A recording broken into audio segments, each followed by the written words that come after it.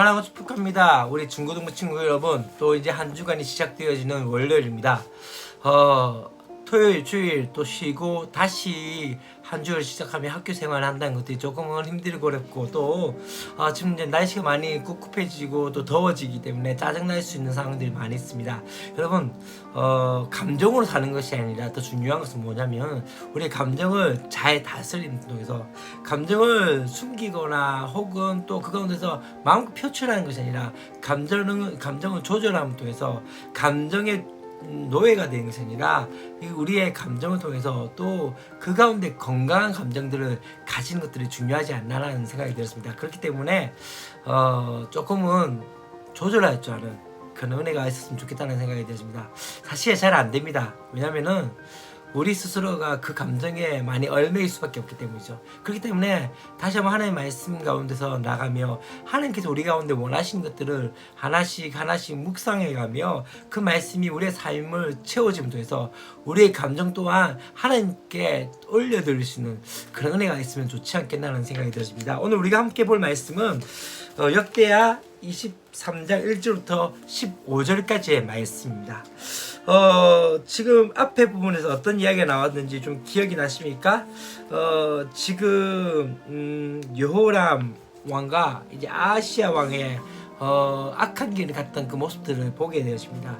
그로 인해서 이제는 어떻게 됩니까? 아하시야의 그 왕조의 모든 가족들이 막내 아들인 이 요아스를 제외하고 다 죽게 되어지는 그런 일들이 있게 되어지고, 지금 이제는 누가 바로 아달랴가 어떻게 합니까?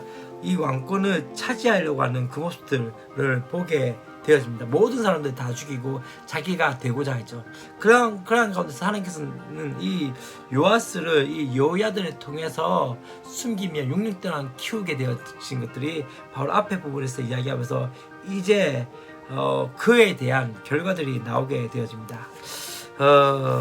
내용을 좀 분석해 보면은 1절부터 7절까지 말씀 가운데는 제사장 여호야다의 계획이 나타납니다. 어떻게 해요? 바로 이 요아스를 왕으로 세우고자 하는 그 계획들이 나타나게 되어지고, 8절부터 11절까지는 그 계획의 실행이죠. 바로 요아스를 왕으로 세우게 되어지고, 12절부터 15절까지 말씀은 이 아달랴가 죽게 되어지는 것들을 보게 되었습니다.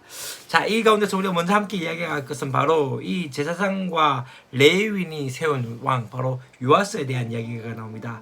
이 제사장 여호야다는 어떻게 합니까? 바로 6년 동안 이 요아스를 숨겨서 양육하면서 7년째 되는 해 만반의 준비를 한 후에 조카인 이 요아스를 왕위에 세우게 되어집니다. 이것은 아달랴처럼 어쩌면 자신이 왕이 되려고 하는 야심 없이 오직 누죠? 다윗의 후손을 통해서 왕권을 이어나가기 원하시는 그 하나님의 뜻에 대해서 따르기 위해서 위협을 무릅쓰고서도 그렇게 일을 추진하는 하는데 빈틈없이 준비하여 성사시키는 그 모습들을 보게 되어집니다. 여기서 참 중요한 것은 무엇일까요? 이 여호야다에게는 분명한 사명이 있었습니다. 뭐죠? 바로 다윗의 후손인 이 요아스를 왕으로 세우겠다는, 그래서 하나님의 언약과 하나님의 말씀대로 순종하며 나가겠다는 그 분명한 사명과 또한 사심없는 헌신, 자신에게 무엇인가 더 중요하게 하고 무엇인가 이권을 차지하고자 하는 것이 아니라 이것을 통해서 하나님 나라를 준비하는 것. 또 한 가지 참 중요한 것은 이것입니다. 성실한 준비죠.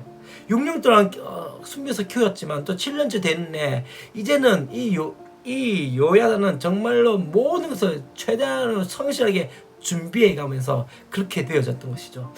우리 가운데 꿈과 비전이 있을 때가 있고, 또한 어떠합니까? 그에 대해서 우리의 헌신들이 있을 때가 있습니다. 참 그런데 중요한 건요, 그에 대해서 준비되지 못하면서 우리가 그 일들을 행하지 못할 때가 있다는 것을 깨달으셔야 합니다. 그렇기 때문에 무엇이 필요합니까? 준비하십시오. 우리 가운데 하나님께서 우리를 통해서 어떤 일을 하실 건지에 대한 사명을 발견하면서 그 사명에서 그냥 그렇게 넉넉히 있는 것이 아니라 준비되어진 자로 통해서 일하실 것들을 바라보면서 그렇게 해야 한다는 것이죠. 두 번째는 바로 이 온 백성이 세운 왕입니다. 여호야다는 이 유다 온 지역에서 레위 사람들과 이스라엘 족장들에게 요아스의 생존 소식과 왕 위의 옹립 계획을 나누고 협조를 얻어내기 시작했던 것이죠. 자신만의 힘으로 이것을 세웠으면은 권력을 누리려고 했겠지만은 중요한 것은 무엇입니까? 온 백성이 협력하여서 이룬 일이기 때문에 하나님께 영광이 될 수 있었던 것을 보게 되어집니다. 혼자 하면은 기술입니다. 근데 같이 하면 예술이죠. 여러분 참 중요한 것이 혼자서 뭔가를 하는 것보다는 하나님께서 우리 가운데 공동체를 주셨다는 것은 함께 가는 것이죠. 참 중고등부 가운데 참 중요한 것이 이것이 아닌가 하는 생각이 들어집니다. 함께 행하십시오. 함께 갑시다. 함께 일을 향하고 함께 하나님의 이들 가운데 함께 나갔으면 좋겠다는 생각이 들어집니다. 세 번째는 새 시대를 여는 왕입니다. 하나님 나라의 반역자였던 이 아달랴는 어떻게 됩니까? 요아스를 왕위에 올린 것을 보고 반역이로다 하고 외치기 시작합니다. 끝까지 자신이 한 짓은 보지 못하고 어떠합니까? 자기 중심적으로 생각하는 그 아달랴를 보게 되죠. 이 여인의 죽음을 위해서 어떻게 되었을까요? 바로 유다 왕가에 깊이 영향을 미쳤던 그 완악한 우상 숭배를 퍼뜨렸던 이 북이스라엘의 잔재가 청산되어지기 시작합니다. 불의에 영합하지 않는 단호한 단절이 바로 불의한 시대를 끝내고 새로운 시대를 향하는 유일한 긴 것을 보게 됩니다.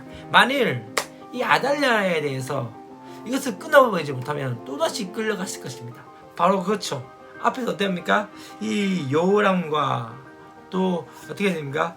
그 아버지였던 이 아시아가 죽게 되어지고 그런 모든 상황 가운데서 모든 것이 이 아달랴를 통해서 북이스라엘에서 나타났던 그 이들이 그 모든 잔재를 통해서 이 유다에 큰 어려움이 당했던 것처럼 그렇기 때문에 단호하게 끊어버리는 것들이 필요한 거죠. 죄에 대해서도 그러지 않을까요? 끊어버리는 것들, 그러한 은혜가 있었으면 좋겠습니다. 여러분 오늘 하루의 삶 가운데서도 나에게 끊어야 될 것들이 무엇인지에 대해서 다시 한번 생각하면서 또 그렇게 말씀을 묵상해가는 또 하나님의 은혜를 구하는 저와 여러분이 되었으면 좋겠습니다. 사랑하고 축복합니다. 내일 또 기쁜 마음으로 함께 뵙겠습니다.